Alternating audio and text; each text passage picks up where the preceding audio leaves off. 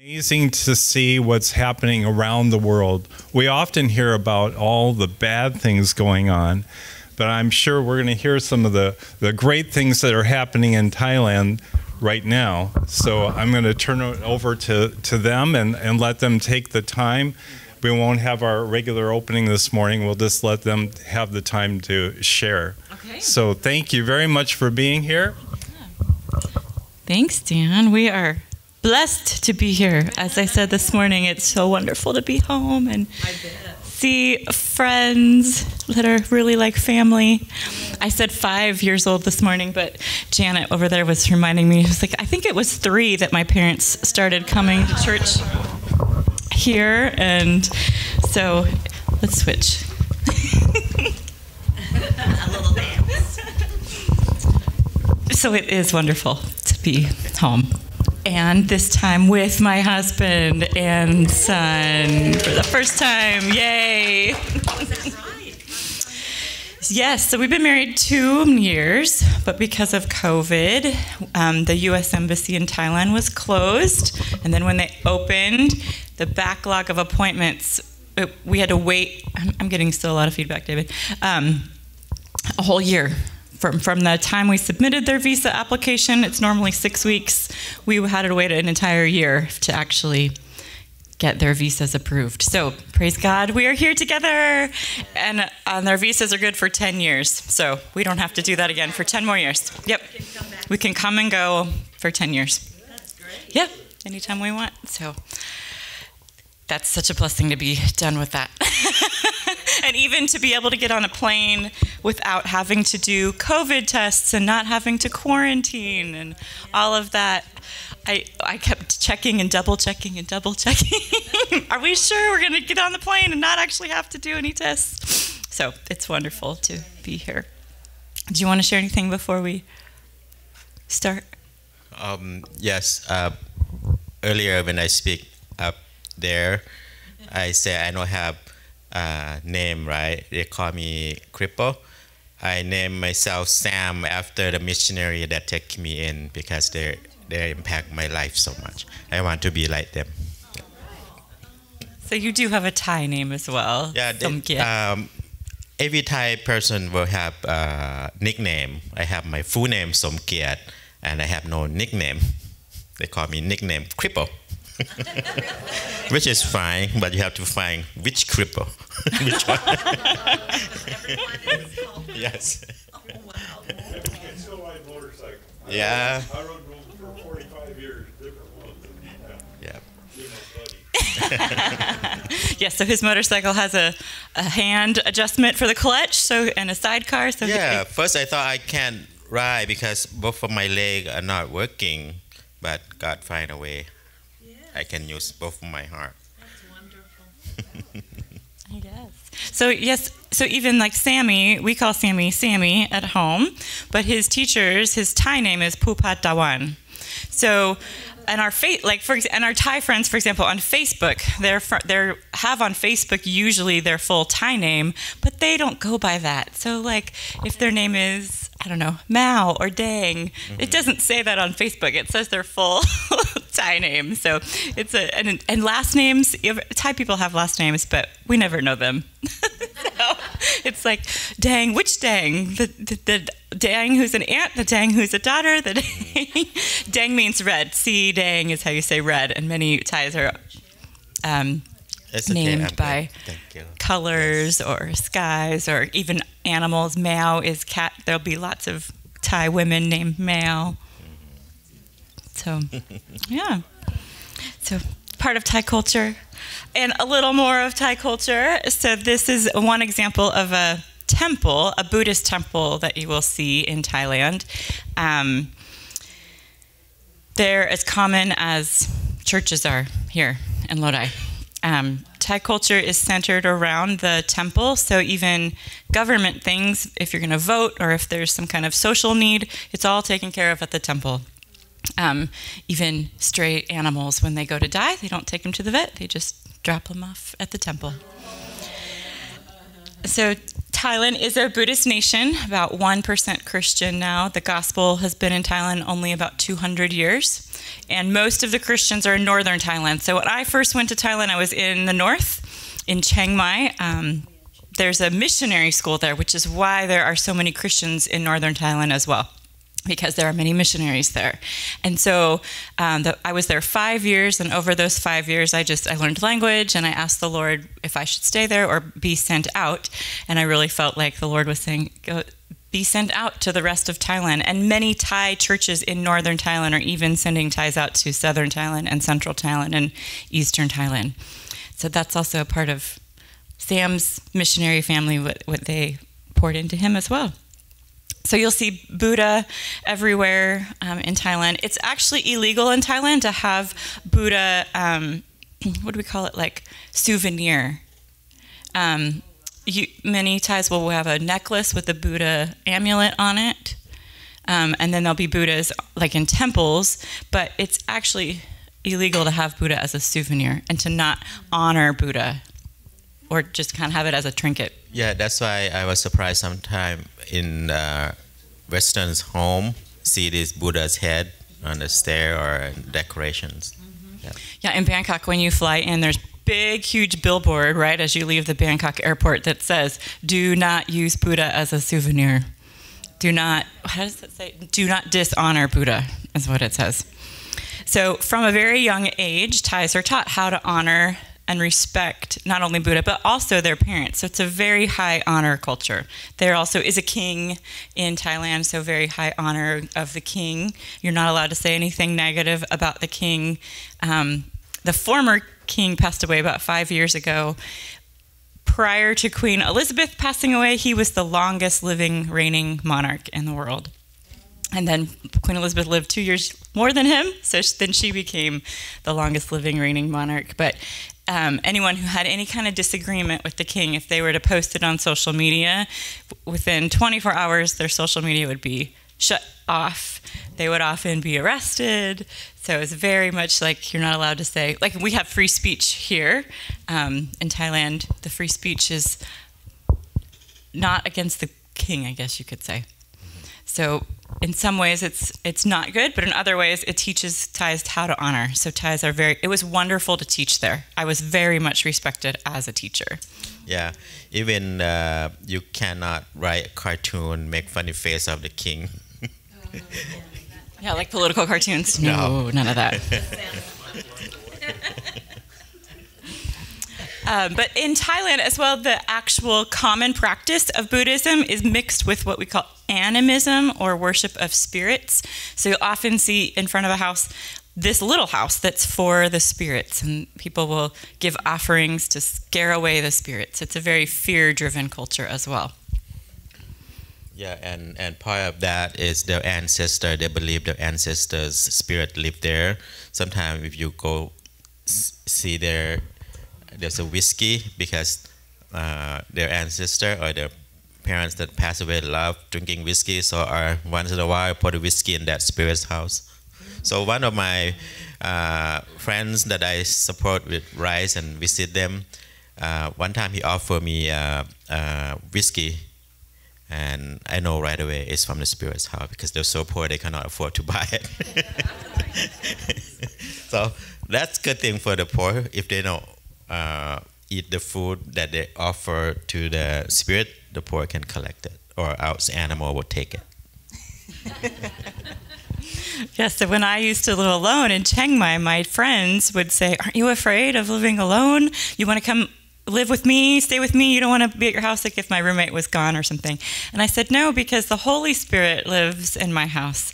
So the Holy Spirit has more power than any of those other evil spirits. I have no reason to fear. And they would stare at me like, really? And I said, yes, yes.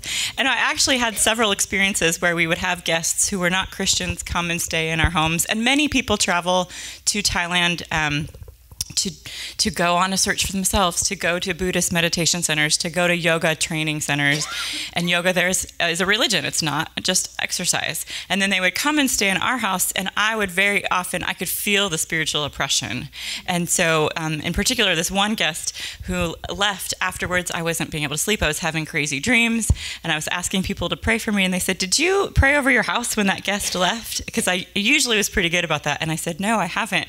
And then she said, "Okay, go do it." And so that night I prayed over my house, and she followed up the next day. "How'd you sleep?" "Totally great, peaceful."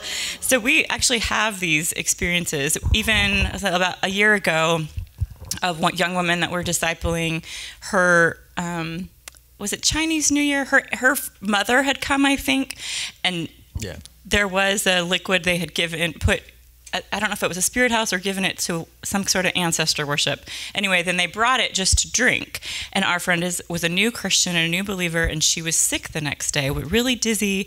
And, we prayed for her, and I said, "Did you get any better?" And "Are you feeling any better?" She said, "No, rest." While she was resting, I felt like I got a word of knowledge from the Lord that when I knew she had been with her mom the night before, had probably eaten, and I thought it was maybe something offered to idols. And so Sam asked her, and she's like, "No, no, no." I said, "Okay." Well, the next day we met with her sister. We asked her sister the same day, "Is there any possibility what you guys ate was offered to idols?" Her sister says right away, "Oh, yeah." It was chicken and all kinds of sweet. They offer to the idol first, and then about 30 minutes later, they say, "I'll take what the spirit eat after they eat after spirit." So she didn't know, the woman that we minister to didn't know, but she still got sick because she's really sensitive in the spirit. And her sister's also saved and knew. And so her sister was like, "Well, how come I didn't get sick?" And we just kind of explained, people have different discerning of spirits, and the Lord has made us all different. But that often happens to me. If I will go somewhere where there's a strong demonic cult, I'll get a headache immediately and just have to pray through it. And so we ministered to this woman, and we said, "Would you like us to pray with you?" And she said, of course, yes. I've been dizzy and sick for 2 days. Of course, I don't want to feel this way. So we prayed for her. I led her in a forgiveness and repentance prayer, even though she wasn't aware of it. There's still, and her sister, we led her in that as well. And immediately she was fine. Yeah, I'm a little bit opposite from Megan. Wherever I go, right, the Thai man will have a necklace and they carry Buddha, that thing that will save them. But when I'm talking with them in the group, they fear what I have, and they ask, "I can take my shirt down like this. What do you wear that seems stronger than my Buddha?" I say, "No, I don't wear anything." That's the open door when I can able to talk about Jesus to them. Yeah.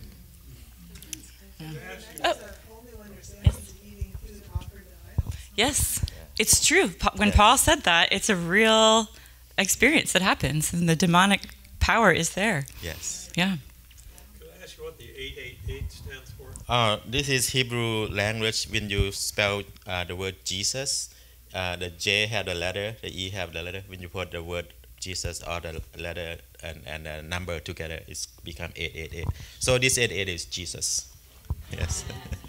So Pastor Ben mentioned this morning about Jewish myths using numbers for incorrect theology, but there are a lot of things in Hebrew that the numbers actually, like they'll set a series of 14s. The number 14 also represents the Messianic kingdom or the Divinic kingdom.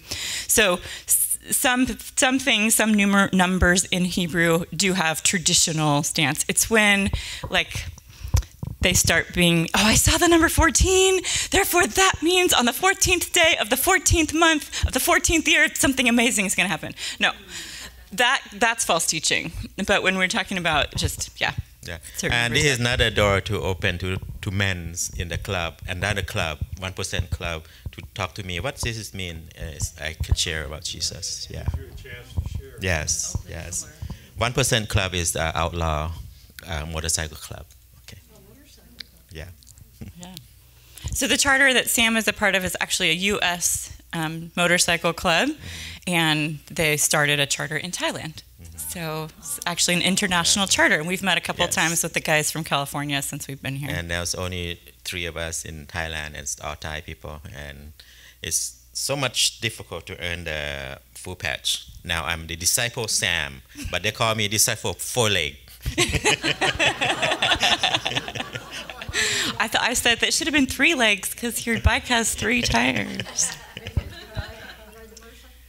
I do, but I ride this version. I ride in that little seat on the side. He said to me one day, like, do you want to drive? So I sat there and I turned the engine on. I was like, it was so scary to drive. And the engine gets really hot too. So he's got these like thick boots that he wears to protect from the engine. But I have a little scooter, a little like 110cc engine scooter that I drive around. But so yes, we do use Sam's bike for ministry. And when we pull up places, first of all, the sound of the engine just gets looks, right, when you're driving. And then there's a sidecar on it, which is also a very unique feature. And then when Sam gets off, he's got this awesome strut, and people are like, So we go places all the time, and they're like, I know you, and because they see Sam. Does Sammy go to? Where does she go? Yeah, he does. He come with me sometime. Yeah. We used to all three of us fit on there, but not anymore. Sammy got too big. But Sammy does help pass out rice as well. And here's an example of where a lot of our friends that we minister to, they just live in a corrugated iron. Yeah, this home. is the homeless people in Thailand. Is different from here. Here you choose to be homeless, but there is no choice. This man sneaked into someone's land and used a thin roof to build shelter for himself. So I met him and gave him rice and bring some friends to pray for him as well. And he is willing to work if someone hired him. Yep. Sam also gives fish away. Yeah, when I go fishing and Megan hope that I bring fish home, but I end up go to the old lady's home and give her fish. Okay, I feel like she need more than I do. Yeah. Yeah. So this old grandma is almost blind even. She's like 95, 96. And she's still taking care of a son who has HIV. And so we often go there, and sometimes I'll take my guitar and sing songs and read the Bible with them. And the same, her condition of living is like thin roof, just built in someone's land that now she rented like 800 baht per month. And yeah, I just love spending time with her, and because that's where I come from, right? I don't feel it's worse or bad. I just want to be her friends, and yeah. Her bathroom is kind of like a outhouse, so it's just it's a toilet in the ground, not a seat one, and then she's got a big well kind of on the side for water. And she uses that water for everything: to shower with, to flush waste down the toilet, to cook with. So water in Thailand is not clean to drink. We drink bottled water or filtered water all the time. We have a filter in our kitchen sink. And for her, she have to buy it once a month or once every 2 weeks because she didn't have a tap from the city. She have to buy it from the truck. And then to drink it, she has to boil it and then wait for it to cool down. So usually she's drinking coffee when we show up at her house, even if it's at 6 o'clock at night. Yeah. And then this is the gentleman that Sam's been friends with like 30 or 40 years. Yeah. I have several guy friends that's handicapped, but this is one that I help him. We all do help him with having a shop, right? He was bankrupt once. He was selling lottery, and someone's just ran away with his money, so he stay home and drink and feel no hope. When he see my life change, I also was once like him, also just enjoy drinking. But when he see the change of my life and he want to be like me, and then I say, okay, let's get you start so you can stand on your feet again. And we give, we help him to find a shop. He's good at fixing and anything that uses electronic. I gave him my old that I use a scooter with a sidecar, so he can go out and pick up television or any broken stuff and bring it to fix or send it to a customer after he's fixing it. So I see the change now. He go to church. Yeah. And Sammy helps us as well. This is these other kids are from a Cambodian refugee population. So the city that we live in is an international city. There's a lot of Westerners, Europeans, Australians, even a lot of Russian. There's a large Russian population. And then also a lot of Filipinos, Cambodian, Vietnamese will come looking for work in Thailand because it's better in Thailand than their countries. Filipinos especially will come to teach. They'll get teaching degrees in the Philippines, but their salary is better in Thailand. So very often, the English teachers will be from the Philippines rather than Thailand. And they sing good, so they sing in the bar or in the restaurant too. One of the international churches we help with, the whole worship team is from the Philippines. Yeah. They're like professional musicians during the week, and then they come lead worship on the weekend. So I shared this verse this morning already, Matthew 25:35 through 36. That's really just been on Sam's heart to give back, be the hands and feet of Jesus. So that's what we are able to do and what you guys enable us to do in Thailand. And we really are thankful for your partnership. We would not be able to do what we are if we didn't have churches supporting us. I was teaching full-time, and Sam was working either teaching Thai or teaching English or translating full-time.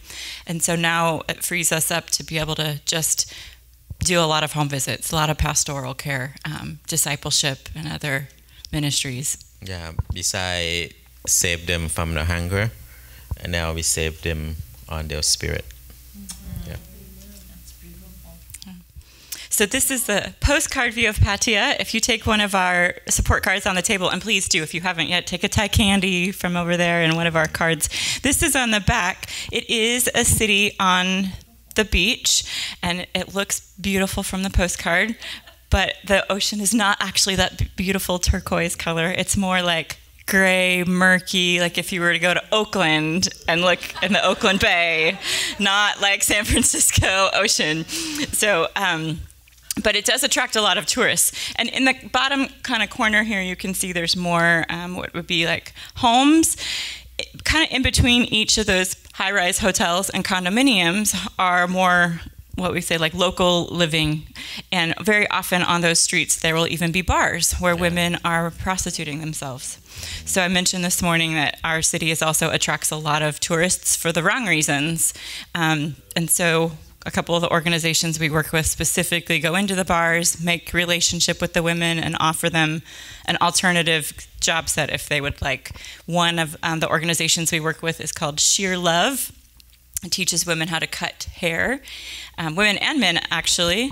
And so I work with them. They have a church during the week, so I help lead worship and do discipleship for church, and then teach English during the week and just sit with them and build relationships. Some of the staff have asked me to teach guitar so they can do worship on their own. And one of the women taught me how to knit even. They knit beanies and blankets to be able to sell. So the owner or the founder of the organization, she's a cosmetologist from LA. So everything that they make, she will bring back to LA and sell it at fundraisers to raise all of the money. So she pays for them to go to school for 10 months and even gives them a stipend. $300 a month is minimum wage in Thailand. So they live on $300 a month. And then help job place them after they finish the school. And we've seen 7, 8 of them, I think now, the students from this year baptized already this year.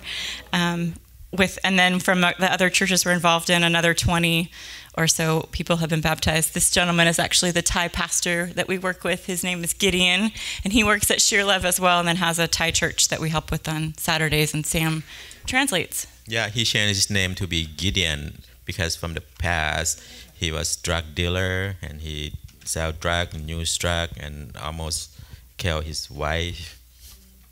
But when God changed his life, he changed his name. Yep, to be a warrior for Christ instead of warrior in the world. Yeah. So it's just see the joy on their faces when they're baptized is so amazing. And even just to see the countenance on their, as they get discipled and give their lives to the Lord, like these are genuine smiles. Thailand is known as the land of smiles, but it'll often be a like how can I help you? And it's always, which is very polite. Thai culture is very, very polite. But there's a difference between how can I help you? I want to be polite. I want to do the right thing. And I have the joy and the peace of the Lord in my life that just exudes from these faces. So each of these women, and this is the gentleman is one of the women's wives, husbands, just have incredible stories of how God has changed their life and set them free. And yes, so Diana, she's the founder. She's the one from Los Angeles. Yep. Yeah. And then another organization we work with has just to help lots of kids. So Sam helps them do outreach. Yeah, I go and translate Thai to English, English to Thai for the organization. This is the place that I used to live. It's a government housing. It's a cheap place that government provides if you want to buy it. And when I go there with my bike, I already know the kid, so just run after, here come Uncle Sam, so run after the bike. And they love the way I interpret, I translate from English to Thai because I make it more fun, because I know the language. Is English the second language in Thai? No, it's not. They don't have English. So kids will learn English in school, like Sammy learns English in school, but it's kind of like we learn a second language, like we learn Spanish in high school or something. It's more, so it's a requirement, but most Thais are not fluent unless they are in business Thai or in Bangkok or in a big city. The language that we actually speak, that Sam and I speak together, is called Central Thai. That's actually not even Sam's first language. No, yeah. I grew up in Isan, which is the northeast of Thailand. They speak like Lao, and some of the words we use Lao's word up in Isan, up in northeast, because I think long time ago Lao is part of Thailand too. Anyway, so it's totally different. And the south, I cannot speak Southern because another dialect. Yep. Yeah. So when Sam was taken in by the missionary family, he spoke Isan, and he had to learn 2 new languages, Thai and English, and to read and write. So he did not go to school at all until he was 9 or 10 years old. Yeah, I don't have my birth certificate. So before, when the family want me in school, there's no document. So they go to back to my village to see my grandma and ask, when did he born? So my grandma just guessing, oh, let's see, he born same time with that boy. What month? It's cold. Let's say February. So I'm not really sure I'm 50 or 40.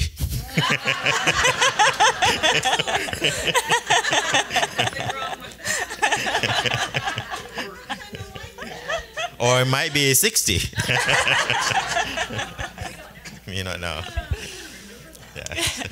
So this is our Thai church, Ban Rum Jai, and which means gather heart, place of gather heart, or house of gathering heart.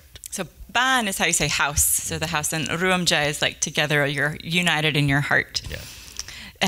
So this church meets on Saturday because it's a church plant from 14 years ago. Just yesterday, they celebrated their 14th anniversary. We watched it online on Facebook. From an international church that we also help with, but both teams, they still share teams, preaching and teaching and worship team on Saturdays and Sundays. So I help on Saturdays, lead worship, and then we go lead worship on Sunday as well. I noticed in the picture there was a finger in the air. Oh, yes. So in Asian culture, this little thing they call it is a mini heart. So it's like give your heart, you're giving your love to someone if you pinch your fingers together. It's famous thing to do from Korea, right? Before they do this for the heart. It's too big, now they do this. To be more cute. So it's, we love you. That's what they're trying to say. And then Sam also translates, this is, Encounter Church is a 3rd or 4th church plant from this original international church in Pattaya.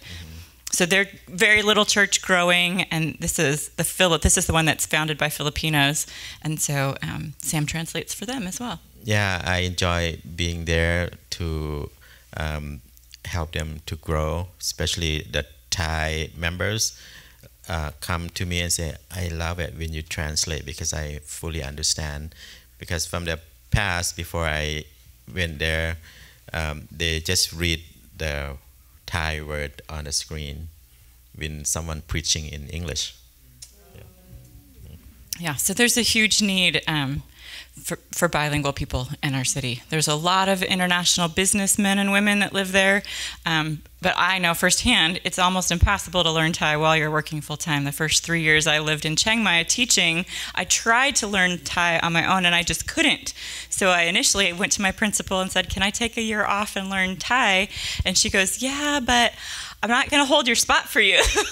And it was kind of for me, just a word of encouragement if she knew that the Lord was already calling me out. And after the first year of language school, I was like, oh my goodness, this is not enough. So I did another year full time.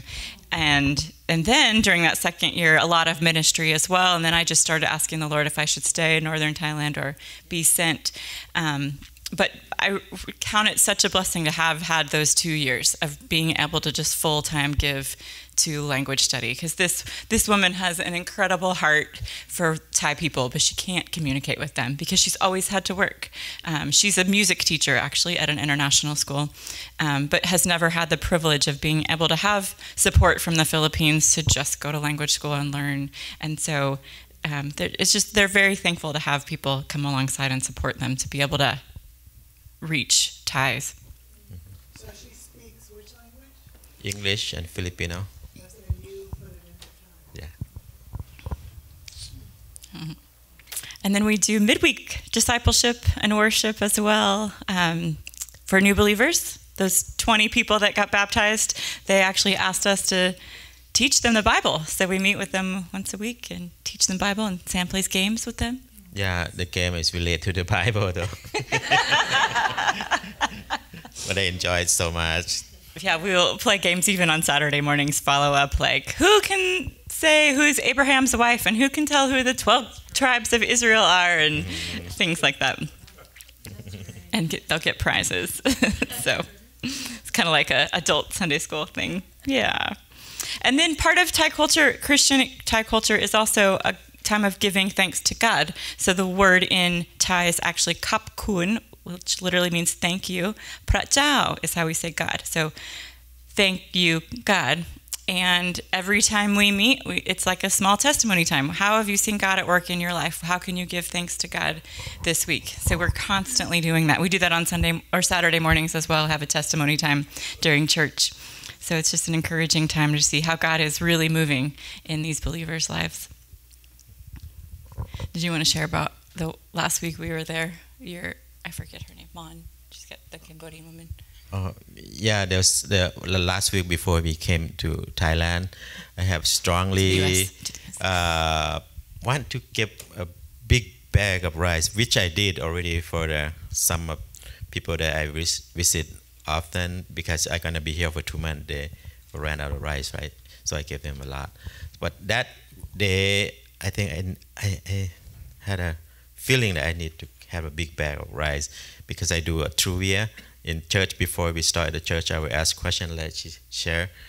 Who can answer, they'll get the prize, like noodle or food. But this time I brought 15 kilogram rice. I don't know who to give, and maybe. So we were challenging them to memorize Proverbs 3, 5, and 6. And then would ask, who can say the verse this week? And that week, like, nobody tried. One woman tried. She came up to me actually before. She said, I can do it. I've been saying it every night this week with my kids. I can do it. But then when she got in front, she got kind of nervous. She did verse 5, but not verse 6. And Sam kind of teased her, you didn't do it 100%. No gift for you.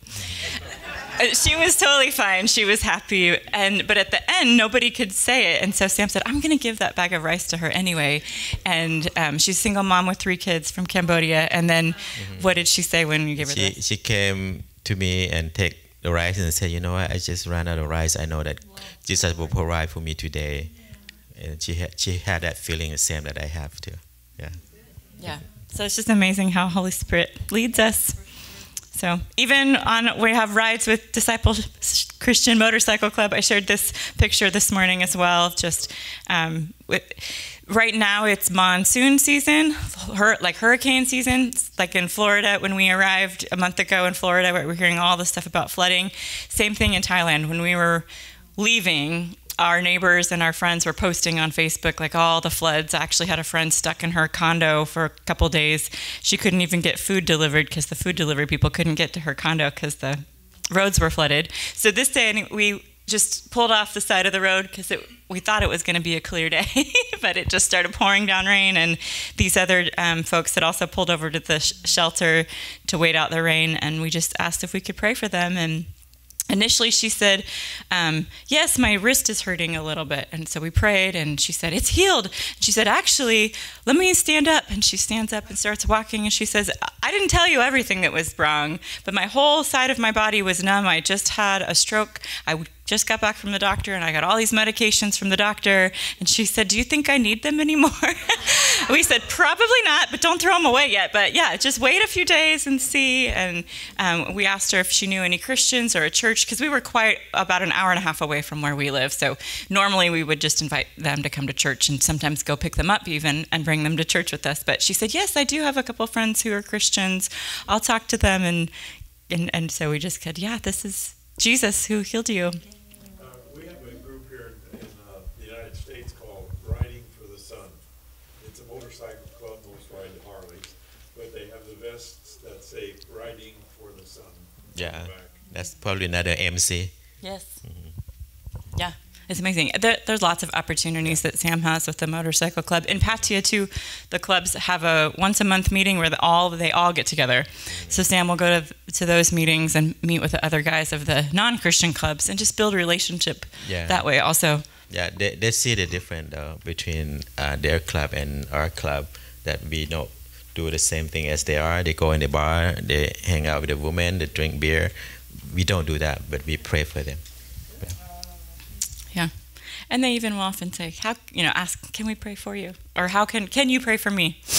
They'll even come and ask Sam and the other guys because they know that they... Yeah. And sometimes we just ran into people that they need prayer, but we don't recognize until we start praying, like the woman in the reservoir. You can tell her.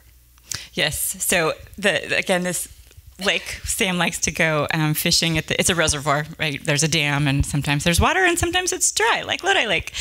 And so Sam will often just go on the way home from work, or he'll come home and I'm cooking dinner and he'll say, I gotta go out. I just have to feel like I'm supposed to give rice. And so I say, okay.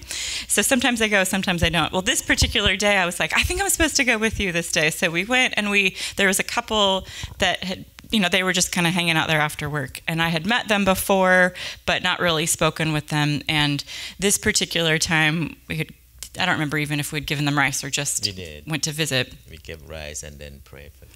And I said, we should pray for them, because the previous time we hadn't prayed for them. So I just prayed, and I blessed the woman, and I just asked the peace of God to come on her. And then after the prayer, she said, I was healed. And I was like, what? Because I didn't really even pray. Let me back up a little bit. The first time we saw her, she was laying just basically on this pallet that was raised a little bit above the water, and she looked like she was dying. And she didn't talk to us at all. We talked to the husband, that was it. She barely woke up like, groggy, like, hi. So the second time, she was actually sitting up and talking to us, and so I prayed for her. And then Sam has gone and seen her a few more times, and she's now walking on her own. She's working with her husband. They started going to church. Yeah, she had paralytic, like one side is paralyzed. So she's using a cane like that for her side so she can walk.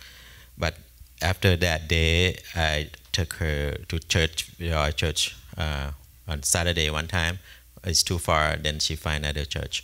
But after Megan prayed for her, she told me she feel heat, and she showed me her arm. She had sweat and goosebumps. That's when she got healed.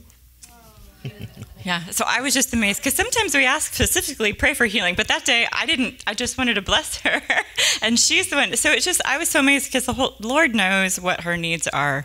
Lord knows we are just the hands and feet. Like I just felt an inkling to let's go give rice, and God used it for a whole another reason for His purpose. And Yeah, that day I have compassion for her because I feel like she's gonna die soon. She's really sick. Her body is all black.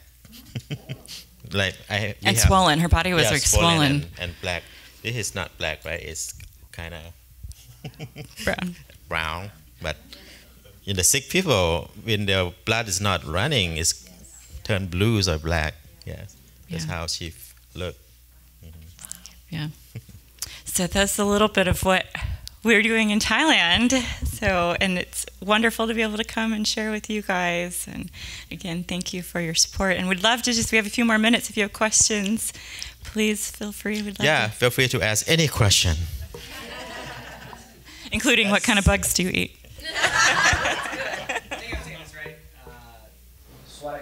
Yes. Very good. So I do Muay Thai here in Lodi. And I was wondering if there's a ministry there in Thailand that inserts themselves into that culture.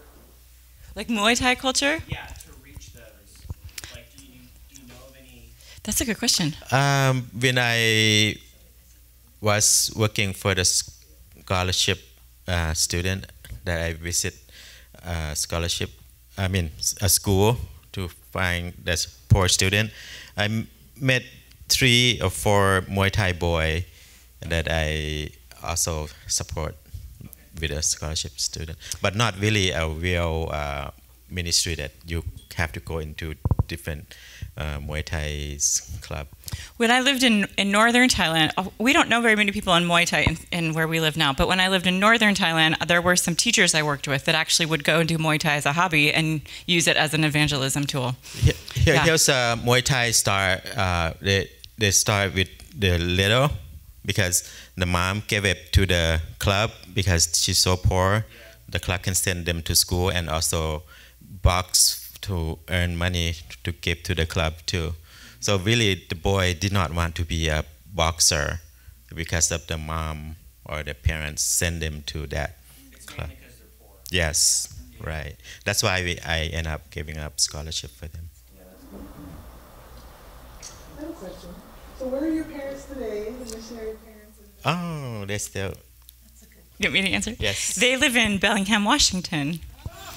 So Sam's foster dad, Sam, has an incredible story. He went to Laos initially with a man named Lloyd Opal, who served with OMF. And during the Vietnam War, the Viet Cong came into Laos and took them as POWs and walked them across Laos and across Vietnam to the Hanoi Hilton, the prison. They call it Hanoi Hilton, but the prison. So they were there 120 days before they were rescued. And then after they were rescued, they went back. But because Laos was closed then to Sam as American and his Lloyd Opal as Canadian, they moved to Thailand as close to the Lao border as they could. And so they continued to minister to Lao people in Thailand and then learned Eastern Thai as well, which is a similar language to Laotian. And were there, I think, 16 years. Their first, about then, before, they have 5 biological kids and they actually adopted 2 other Thai kids who passed away. And one had a heart complication, one actually had HIV. And so they were not able to adopt Sam because they took him in as an older kid and certain Thai laws at the time. So they fostered Sam, but were never able to adopt him or bring him back to the U.S. So when they not relocated, but returned to the U.S. to deal with their grief, they decided not to go back. Sam was about 20 at that time, but he could never come to the U.S. He tried once and his visa was denied. So they still travel back and forth to Thailand and Laos. They do Bible translation, and there are many tribal languages in both Thailand and Laos, so they do a lot of oral Bible translation. The Bible in Thai is translated Northern Thai, Eastern Thai, and Lao. and Lao are the written Bibles that they have, but the other ones they have found are not, people aren't receptive to the actual written word in their tribal language, because when they go to school and learn to read and write, they learn to read and write in Central Thai. That's the education. That's right. So when they see their own language written, they don't want to read it, because they're like, this isn't what we read. We read Thai. We read Central Thai. And so they're only really receptive to an oral language. So, but there's still a huge need for that. So Sam's dad, my father-in-law, is still working in Laos and in Eastern Thailand doing oral Bible translation for all of the tribal languages. Yeah, that's how God brought us together. It's a big impact to my life, like I just share. Yeah. So you saw them on this trip? Yes, we got to go and visit them, and it was wonderful. And they were able to come see us May, I think, in Thailand. So they try to, even though their main ministry is in Laos, they try to have a layover in Bangkok and see us for one day on the beginning or end of their trip. So Sammy has also had grandparents too that he knows. What's your climate like? It's very hot and humid. Yeah. Like 90 degrees and 80% humidity all the time. All the time. Yeah, like Florida, very much. When we first came, Sam said, "Oh, now I understand why you don't have to take a shower twice a day, in the morning and at night, because you're not sweating all day long." Yeah, yes. Is there any kind of persecution of believers there? No, not really. People now is really open to the gospel. But from the past 30, 40 years ago, they do, if you go to someone's house that's Christian, they'll just throw a rock on your roof to make a noise. But they don't do like China kill you or anything. So Thailand is very proud that they've never been colonized by another country. So Laos was colonized by the French, Myanmar on the west was colonized by the Dutch, I believe Vietnam was colonized by the Dutch for a while. So Thailand is very proud that they've always been independent, and they're proud that they still have religious freedom. So Southeast Asia, there's 11 countries that are considered Southeast Asia. Thailand is the only one that has religious freedom. 9 of those countries are communist. 2 of them, Malaysia, Indonesia, are Muslim. And so in all of the other surrounding countries, there is a lot of Christian persecution. So that's also another reason people emigrate to Thailand, not only for job opportunities, but often even for religious freedom. They might not even know what they're searching for initially, but they know that there's something different. They see the difference when someone is a free person. There's a lot in northern Thailand. There's also a lot of Chinese that have emigrated, and mostly for education, because they don't want the government educating their own kids. They recognize that difference, but then when they come and are exposed to freedom, they often end up giving their lives to the Lord as well, like through a missionary relationship or another Thai Christian that they will meet. It's an amazing place to be. In regards to the Filipinos that are there, Because you are Filipino. Yes. I know that the Filipinos are mostly that they don't have the ones that in the Philippines that I've known, they don't really have a personal relationship with the Lord, and they don't have. Because they're Catholic. Yes, and so I'm wondering, how are they the ones that you have encountered and worked with in their faith? Okay, for my experience that I meet, they're like you're saying, they go to church, but in their life, they're just like other people that's non-believer.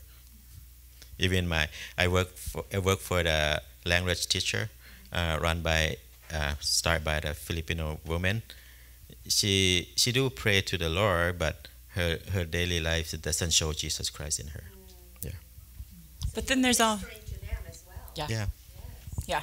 But then there's always the people, like the woman who has planted the church. She's obviously an amazing, bold evangelizing Christian. Yeah, there's So like there's 50-50. Half can go there, half can be strong Christian. But that's a great example of people who've come to Thailand for many reasons and don't know the Lord yet, but hopefully experience the Lord through a relationship that we can, through another Christian. Yeah. Megan, I have a question. So I remember you go to high school. Yes. up in Thailand and made Sam, and how did that? Yes. So I was in high school here. Brian Seiken was our youth pastor, and Janet and Larry and the Howans were sponsors, and the Crofts, yes, and April and David and I and many others Brian would take us on missions trips, not only to Mexico, but we would do local missions trips to Casadero, or forget what the one was, the Indian reservation, I don't remember the name of it. And so that was kind of my first exposure to missions. And then I did a DTS with YWAM after college, thinking I would go on the mission field right away after college. And then I ended up teaching, but I also felt like the Lord had given me teaching gifts. And so, I did the American, I thought, I'll come home from college, I'll pay off my debt, and I'll go back to the mission field right away. Well, then, the American thing happens, then you have a house, and then your car breaks down, you have to buy another car. I then ended up doing a master's degree, blah, blah, blah, blah, blah, right? More debt. So when I finally had all my debt paid off 11 years later, I was like, okay, I can go on the mission field now. So I actually I'd moved to Modesto, I was teaching in Modesto, and I moved back home, and then actually moved in with Bob and Jamie for a year, and moved back to Lodi High, taught again at Lodi High for a year. And that entire year I was just praying, where, Lord, do you want to send me? Should I go do ministry with YWAM again? I actually applied to go do ministry in Baja, California. I interviewed with Greater European Missions, and the head of Greater European Missions asked me this amazing question. He said, are you called to Europe? And I said, I don't know. And he said, well, I'm going to call you back in a week, and I want you to spend this week with the Lord and ask. And if the answer is yes, great. And if the answer is no, great. But you need to know where you're called. And so I heard, no, I'm not called to Europe. And so then it was just like, I'm still not sure where I'm called to, but I know God has given me these teaching gifts. So I started exploring missionary schools around the world that needed a chemistry teacher. And there was one in Chiang Mai, Thailand. So I applied, and they hired me, and I went. So I was there 3 years teaching, another 2 doing language school. And in that last year of language school, I had a friend that I had met in Chiang Mai who'd already moved to Pattaya, which is where Sam has been for 20 years. She started a discipleship school, kind of like a YWAM thing, like doing worship every day, discipleship, Bible study for new believers. So she asked me to come lead worship for her, and Sam was translating for her. So we met working together. And my initial commitment to her was 1 week, 2 weeks, because I was still in language school. And so I said, I think I can get 2 weeks off legally from language school, but then I'm going to have to go back to Chiang Mai, and then maybe I can come back again. Well, after the first week was when everything started shutting down because of COVID in Thailand. And so I had a choice. Even my language school was closed. So she said, you're going to do language school online on Zoom. So whether I'm in Pattaya or in Chiang Mai, my language school is going to be online. And so I thought I could be stuck in Chiang Mai in the worst, hottest part of the year where they're burning the rice fields, and Chiang Mai is a valley, so it's not only hot, it's filled with smoke, and people can't breathe, and we stay inside, and we have air filters running, or I can stay at the beach and help my friend run her ministry. And so I ended up being there for 2 months. We were basically quarantined together, like the people in the discipleship school. At one point, I thought I even couldn't go to the city to buy gas. Like, you had to have an ID card that said you live in that city to go to the city. So I could only run errands with somebody who had a driver's license that said they lived in Pattaya. I couldn't go by myself. But I could drive from my house to where the discipleship training school was, but because I could go back on side roads, not on main roads. But basically, all we did was go from home to work. And we weren't doing ministry out in the city at all for those 2 months.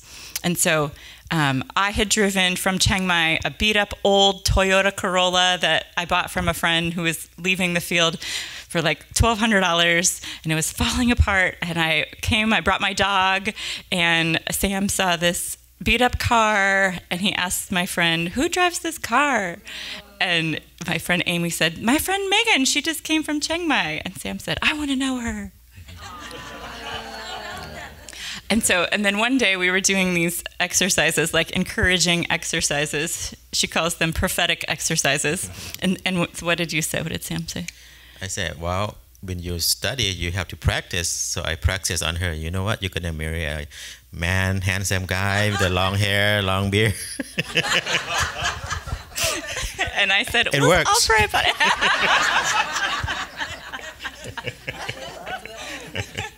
So we worked together and kind of built a friendship. And then one day he said, do you want to go pass out rice with me? And I said, yes, it's about time.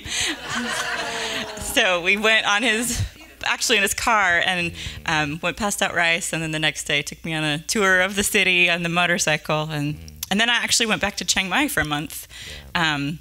Because that's still where my residence was. And I took a month of May, and I had to be quarantined. Because at the time, if you traveled anywhere, even in the country, you had to quarantine yourself for 2 weeks. So I quarantined myself in a house for 2 weeks, and we talked every day online. And I just really prayed what the Lord had next for me, to stay in Chiang Mai, or actually had planned to come on home assignment to the U.S., or to stay in Pattaya. And at the time, if I had come home, I would not have been able to return for over a year, because Thailand was not renewing visas or issuing new visas unless you were a family member or a government worker. And so if we could get married real quick, I could get a spouse visa and stay. Well, actually, the other thing that we more practically were talking about was if I did have a spouse visa, I could leave and travel and return. Those are the only people they were letting back into the country, were family members. Yeah, I think she also looked at my life too, because I was a single dad for quite a while. I was taking care of my son alone. Most time, man, I just leave the kid with the wife, right? But I take care of him as good as possible that I can do. Sometimes I just do anything, right? I can drive people to Bangkok airport with less, or didn't benefit anything at all. Maybe 50 baht, that is $2. I'll do it anyway. So just to keep my life continue. Yeah. Sometimes I lock him up in the room. Tell a neighbor. Or to the neighbor. And sometimes I come home with him. If he came with me and he sleep in the car, he's still young. Then I don't want to wake him up. I go knock on the neighbor's room, say, will you please carry my son into my room for me? And they did. So she's also watching my life too. Yeah, and I saw how well he took care of Sammy, and I know if he took care of Sammy, he'd take care of me too. Yeah. That's beautiful. Mm-hmm. That is beautiful. Yes. Is this the first time Sammy's been in the U.S.? It is. Yeah, both of us, first time. Is he homeschooled or? He has normal school, but the Thai school year is different than American school year, because the hot season is April. April is when they're off for summer, and then Thai school starts May through October, and then they have almost the entire month of October off, and then start again November through March. So we came now because he's out of school right now during October, and then we're here all the way through Thanksgiving, so November he'll be missing school, but his teacher's going to send us some work to do here, and then he'll have to make up a little bit when we go back. But we do homeschool him in as far as we teach him English at home, and ukulele, and computer, some other things we supplement. We do more things at home. Yeah, some more question? Does he understand English? I think so. Yes, you can see by his face. Yes, yes. So the only way to get, and correct me if I'm wrong, but if you want to stay in Thailand long term, you either have to be married or have a teaching visa? There are several long-term visa options. So a teaching visa would be considered a working visa. There's also what's called a volunteer visa, and then retirement visas. Many people, if they're 55 or over, you can be on a retirement visa. So working visas are the most prominent, and then volunteer visas are the second. So Thailand also has a missionary visa. If you can pass the language exam, which I still have not passed. You have to have 6th grade proficiency in language, and I'm about my language proficiency is about 3rd grade, which means reading, writing, grammar, speaking, all of that. So 3rd grade is fairly good, but I make a lot of mistakes, right? And there's a lot of vocabulary I don't know. So Sammy's in 6th grade, but I can't read and help him with his homework because it's above my language. I can use Google Translate. Google Translate is great.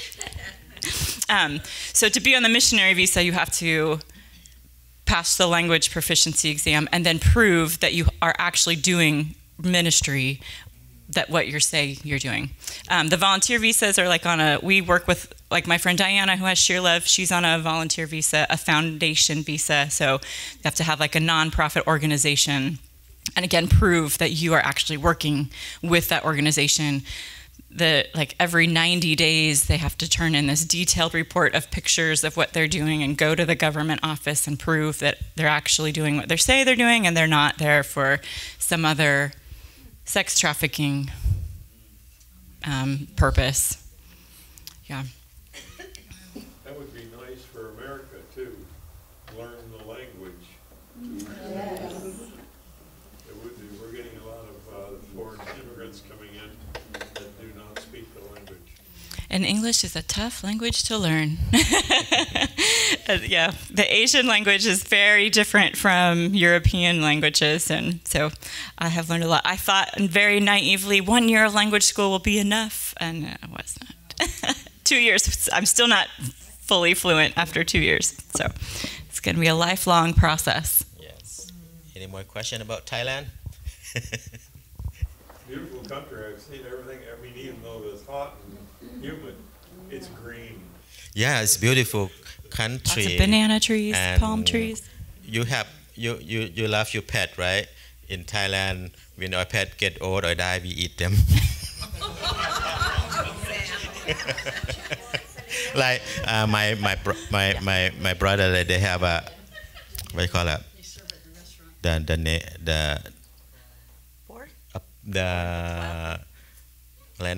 The rat as a pet, the bamboo rat. When they take care of her a little bit, I'm tired, I'll eat you. Yeah. But it's just life is, how can I survive? Yeah, right? yeah. Like when I not first, how can I have leisure. Life is all about how can I survive. when I first come to the missionary family, Sam, my mom, Sue, she showed me this beautiful bird. I said, oh, how beautiful it is, nice color. But in my mind, how tasty it is gonna be. I used to scuba dive as a hobby, and I told Sam he ruined scuba diving because now when I go, instead of thinking, how are those fish beautiful, I think, I wonder how they taste. So now she had a if you don't mind. Now I'm Thai, yes. And our friends actually say I'm Thai. I eat most Thai foods and will sit on the ground with them. And But now I'm learning to know the beautiful thing from here. So you said the old animals go to the temple. Is that to be eaten? No, the dog, like if they get tired of it, they just throw it in the temple area. They don't let anyone know. If it's handicapped or old, just throw them there.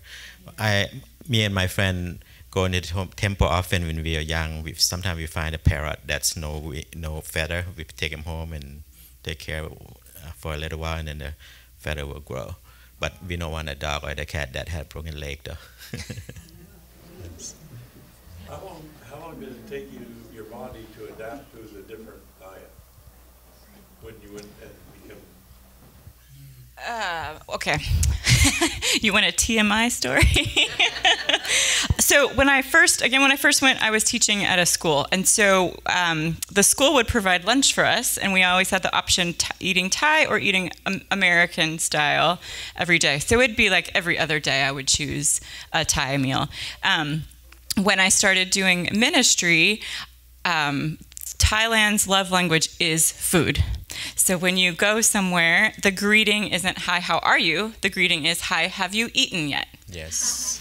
And yes. so they always have food and rice and will always invite you to sit down. And that doesn't mean you have to eat a full meal with them, but it does mean you need to sit down and taste. So then, and I was also doing a lot of ministry in the village, and so I started eating everything that Thais would eat, minus the spice. I still can't do as spicy as Thais eat spicy. Like, it's like on what we would be on Mexican hot. Thai spicy is like hot. And so, but I started eating as much as I could in the village, and I got very sick because of, like we showed you that picture earlier, they're drinking the water that's dirty. They're cooking their vegetables with that. And so as wonderful as they are trying to do the right thing and boil it, not everything gets cooked out, and the bacteria doesn't always get killed. And so I ended up with a parasitic infection the 4th year I was in Thailand. And so here's the TMI part. Every 12 days I would have explosive, painful diarrhea. And I would take the parasite medication, nothing would happen. I went to the doctor, and she said, take it in 2 cycles, kill the live parasite and kill the eggs. That didn't kill it.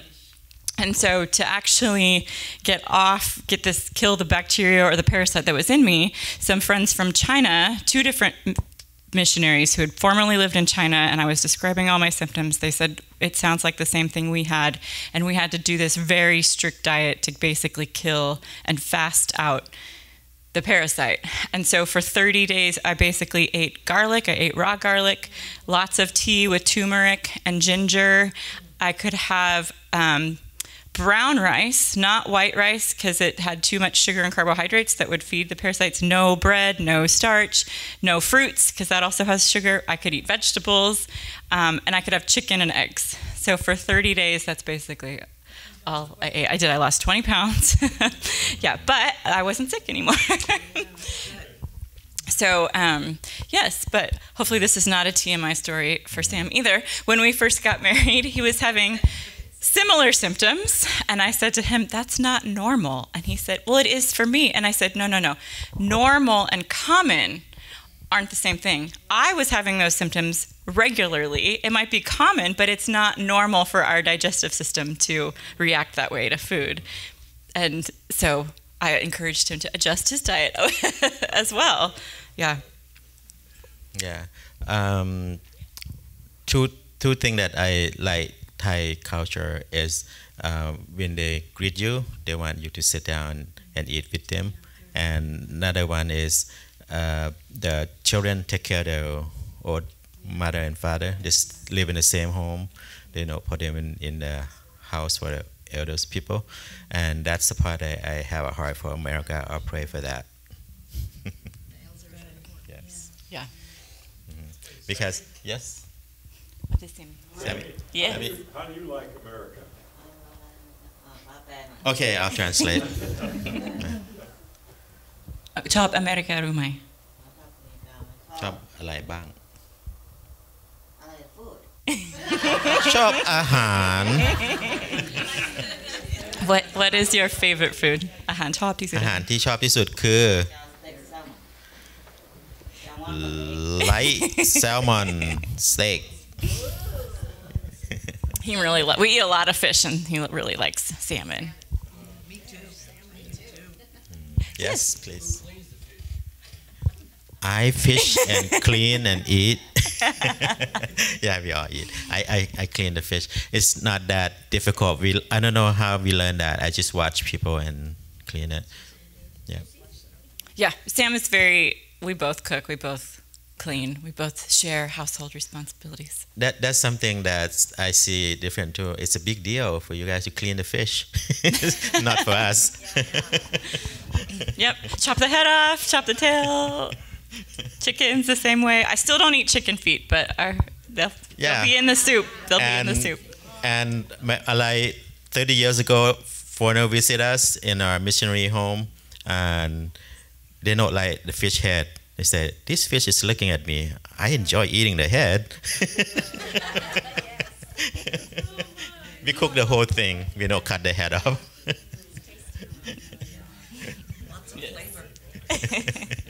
It is. Some of the most tender meat is in the head of the fish, I've learned. Yes. Yes. And I have no qualms now about getting in there with my fingers and digging it out. Yes. Okay. some more question? How can we pray for you? That's what I was wondering. Yeah. Yes.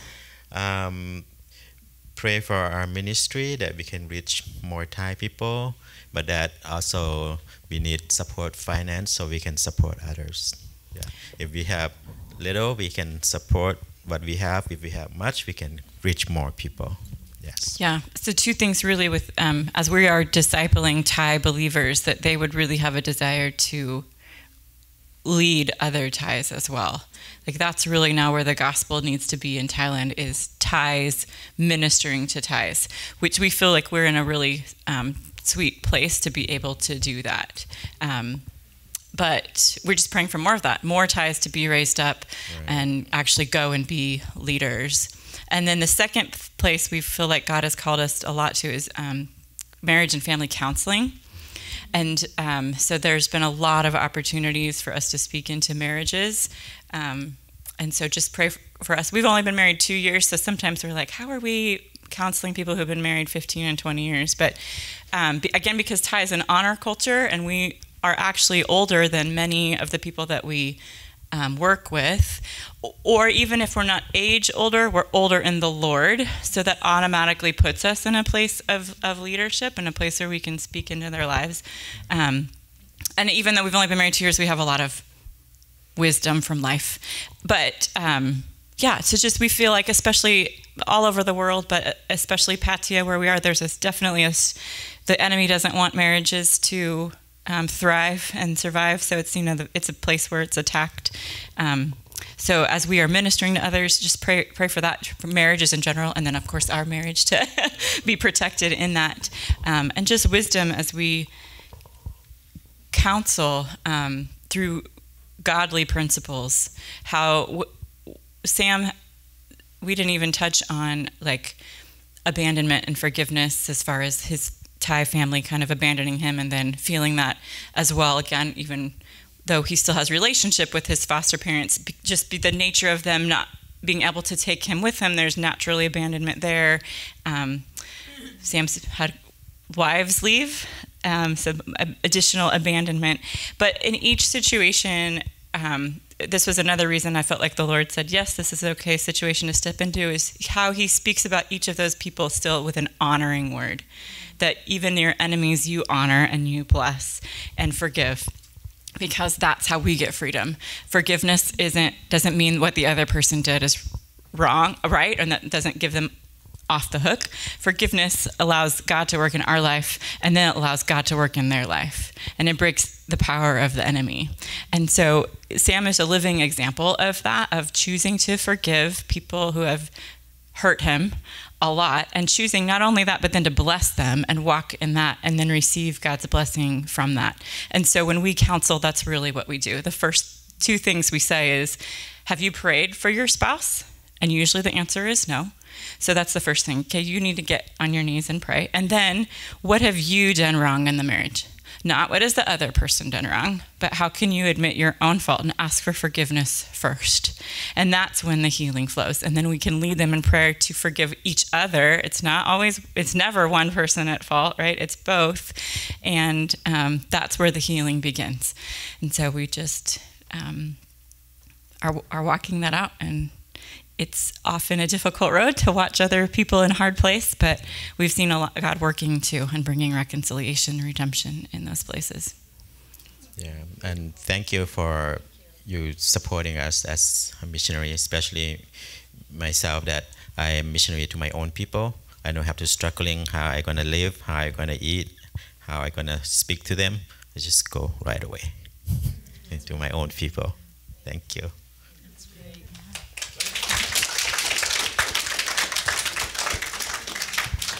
We would love to pray for you too. Can we pray for you? You want to pray in Thai and I'll translate? Sure. Okay. ขอบคุณพระเจ้าสำหรับวันนี้ Thank you, Father God, for today. ขอบคุณสำหรับโอกาสที่ดี Thank you for such a wonderful opportunity ที่ได้มาพูดคุยกับพี่น้อง to come here and share with our brothers and sisters ว่าพระเจ้าทำอะไรที่ประเทศไทย about God's work in Thailand. ขอพระเจ้าทรงอยู่กับหัวใจของพี่น้องที่ได้ฟัง Thank you, Lord, that you are in each of these hearts as we share and as they listen this morning. You are with us. ที่เขาอยากจะนำประเทศไทยให้รู้จักกับพระเจ้ามากขึ้น And we just pray for Thailand that they would come to know you more.